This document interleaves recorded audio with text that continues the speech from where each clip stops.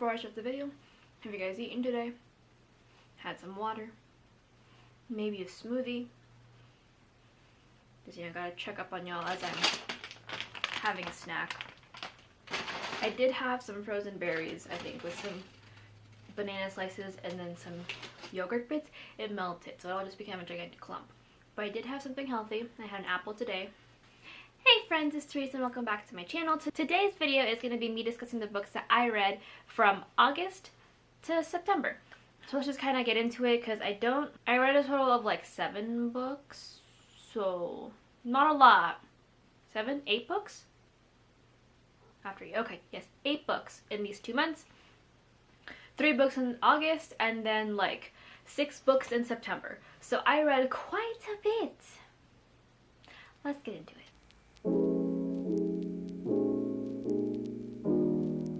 The first book that I'm going to start with, I'm going to start off with the books that I read in August.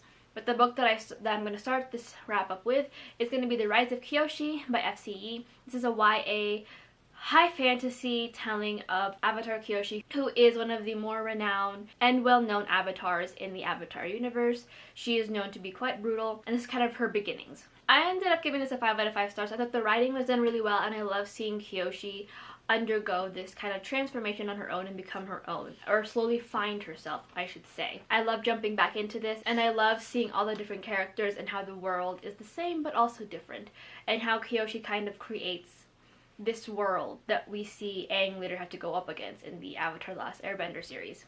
The only reason why I dinged it was because I felt like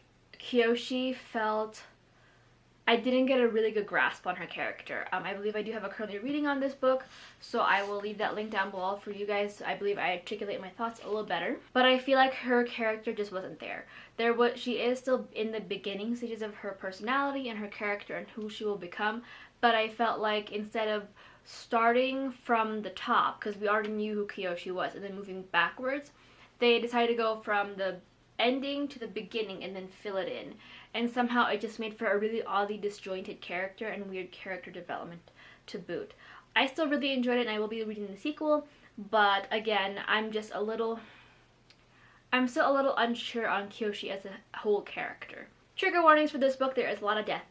Lots of death, lots of murder, lots of violence. So be very prepared for that, because I was not, and I cried. But like I said, I believe my currently reading on Rise of Kyoshi, if I have one, should have all the trigger warnings, and I also believe that my review on Goodreads should also have these trigger warnings, so I will try my very hardest to have these reviews up before Friday. Will I? I don't know, but it's a nice try. The next book that we're going to talk about is These Violent Lights by Chloe Gong. This is a YA retelling of Romeo and Juliet set in 1926 Shanghai. I do have a full-length review for that, so I will leave that link down below. As for trigger warnings for this book: death, murder, assassinations, an implied pandemic, and kind of implied but not implied suicide.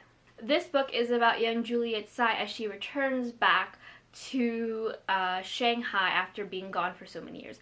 There she runs into the issue that many of her people seem to be running into these days, and that is Shanghai is being overrun by other gangs. One of them primarily being the White Flowers, who is Roma's gang. Now, as there is a lot of angst and romancy issues going on with the book, there is also this implied madness that is rushing through the city and causing people to brutally murder themselves by like ripping out their own throats. I ended up giving this a 4 out of 5 stars. I really enjoyed this book, and I said I'll have my review link down below so you guys can check that out if you guys want to know more of my thoughts. But there was just a lack of urgency in this book, and I feel like with the madness going around that could infect everyone, there should have been a little bit more of a rush to find out what the heck is going on, but there wasn't. The next book that I read was We Hunt the Flame by Hafsa Faizal. This was a buddy read with Andrea and Lisa, so I will leave them linked down below if I remember. This is a YA high fantasy involving a lot of Arabic mythology and set in a very fantastical Arabic location.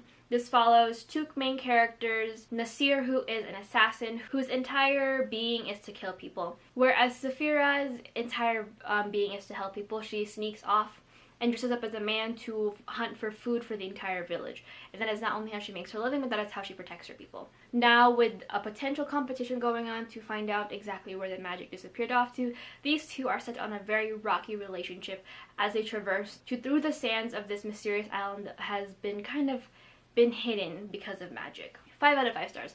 I love this book. Trigger warnings, lots of death and murder, PTSD, implied parental abuse. I will leave all the trigger warnings in my Goodreads review, will be linked down below for y'all. This is one of my favorite books of the year. Easily top 5 books of the year. It's so great. It's so wonderful. I absolutely love this book. I love the prose. I love the characters. Altair is my habibi. I need Altair to be my habibi. And I can be his habibi. Because he is amazing. And I love him. And I love witty characters. I love the simpiness that Nasir has for Saphira. I love this very slow burn romance going on. It's great, it's wonderful, and I love it. And it is actually slow burn. It's not what you think where it's like slow burn where it happens like by like midpoint. I mean slow burn. The only thing I didn't like was some more technical things. Sometimes Hafsa Faizal, in order to try to create a more kind of dragging effect, tended to separate sentences into paragraphs, so this was more modern poetry, but it didn't work out that way, and it kind of took me out of the novel, as well as sometimes she did actually end up saying for the character's entire full name over and over again to begin at start of chapters and whatnot. But that didn't deter me from loving this book. I will be picking up We Free the Stars sometime soon. It's a hardback, and this is a paperback. So while I don't mind having mismatching copies, as we can tell, something in it makes my eye twitch. Like, I'll get over it as soon as I buy the book and I read it, but like the process of getting to buy the book just makes my eye twitch. So hopefully I will have read the book before the year ends, or I'll start the book in January, and you guys will have to be hearing this series this is a duology, to have to hear this duology on repeat for the next like year. I think I'll do that. Yeah. The next book that I read is actually a non-fiction book that I read for Feminist Book Club. I will leave our live stream down below for you guys, as well as the socials that you guys should be following. But that is Women, Race, and Class by Angela Davis. This is basically an anti-racist thought on what it says, women, race, and class, and it dissects everything from early feminist movements and all that stuff. I ended up giving this a 5 out of 5 stars. I have more of my thoughts in the live stream, so you guys are more than welcome to go ahead and pick that up. But I really enjoyed this book.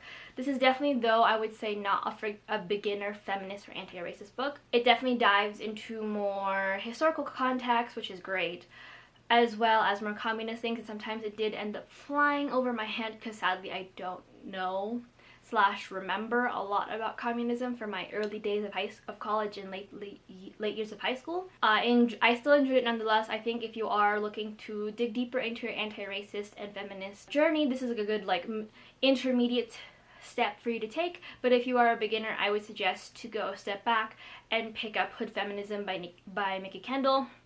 It's basically Mikki Kendall kind of has a nice beginner intro to what Angela Davis will say, and it makes it a lot easier to digest as we get through. So highly recommend those 2 books. 5 out of 5 for Women, Race, and Class. Again, live stream will be linked down below for y'all. The next chunk that we're going to end up getting into is my Twilight reread. If you guys don't know, throughout all of the month of September, I was rereading Twilight to kind of dissect and better understand more of the racist, anti-indigenous, and anti-feminist rhetoric that was going on in the series itself. I do have vlogs for them, except for Breaking Dawn. I got severely burnt out, and I will wrap it up in my first Trick or Treat vlog, so keep an eye out for that next week, and you guys will be able to hear my final thoughts on Breaking Dawn. But let's start off with the first book that kind of started the franchise, and that is Twilight by Stephenie Meyer. This is, as you guys know, a YA paranormal romance following young Bella Swan, who moves into Forks and then meets the mysterious Edward Cullen, and things ensue. I ended up giving this a 4 out of 5 stars. I think this is actually a really good start to the series. I think Stephenie does a weird but interestingly well done job of blending romance and horror.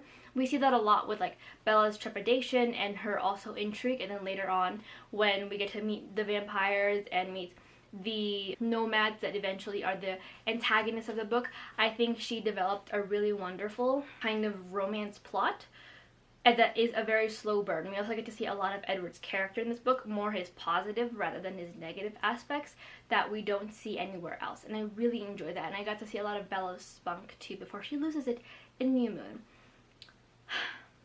I do think, however, there is still a total lack of agency on Bella's choices in the matter.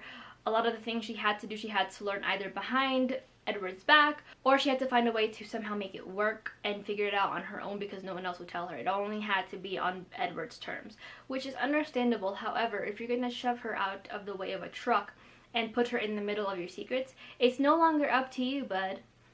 But it's fine. I think this is a really good start to the series. The next one is no surprise, and that's kind of the least favorite of my series.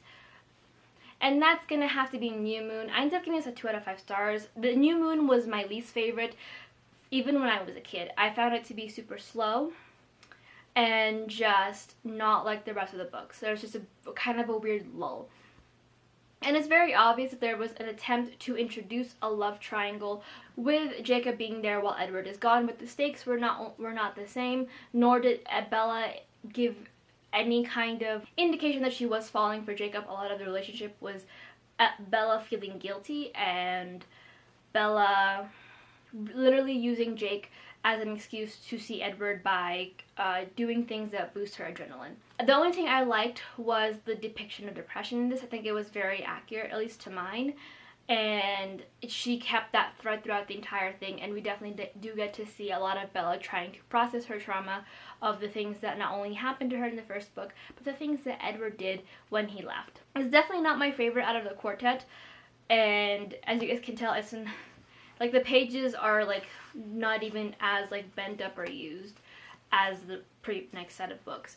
But again, not my favorite. I think there was an attempt at a love triangle, but it's very The next one, this one comes as a heartbreak to me, and that's gonna have to be Eclipse. This is a 3 out of 5 stars for me.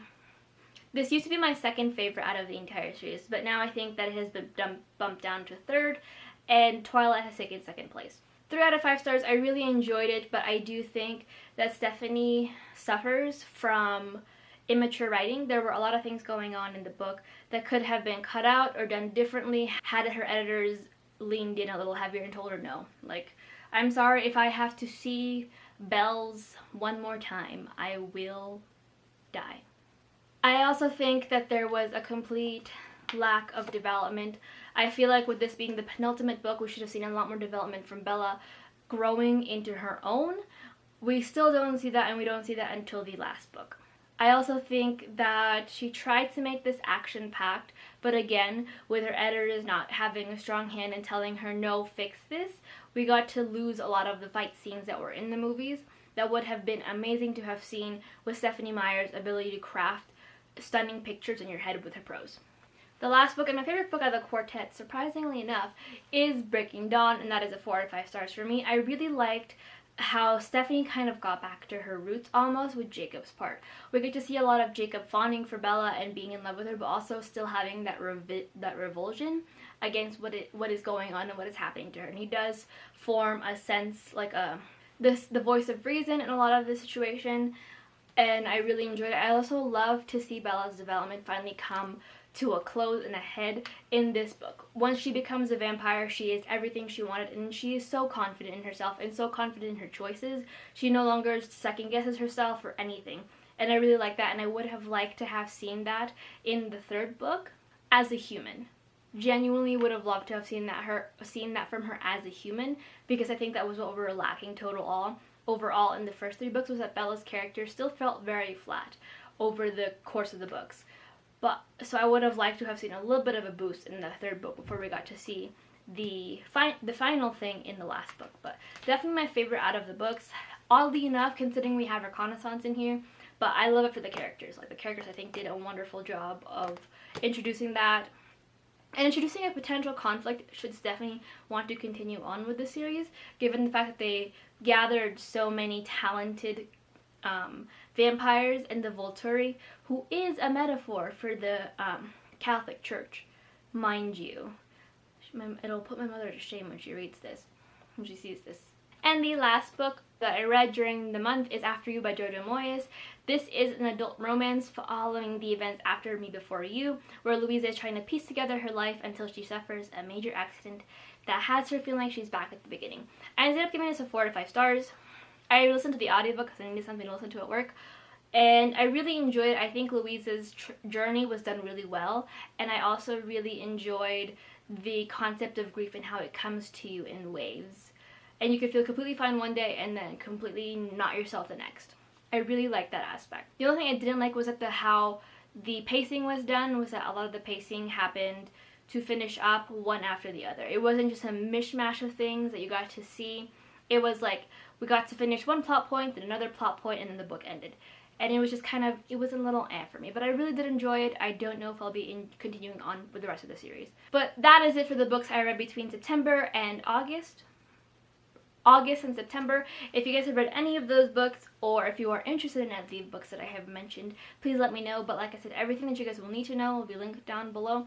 Until next time, hopefully you guys are having a wonderful week, and I'll see you guys in my next video. Bye!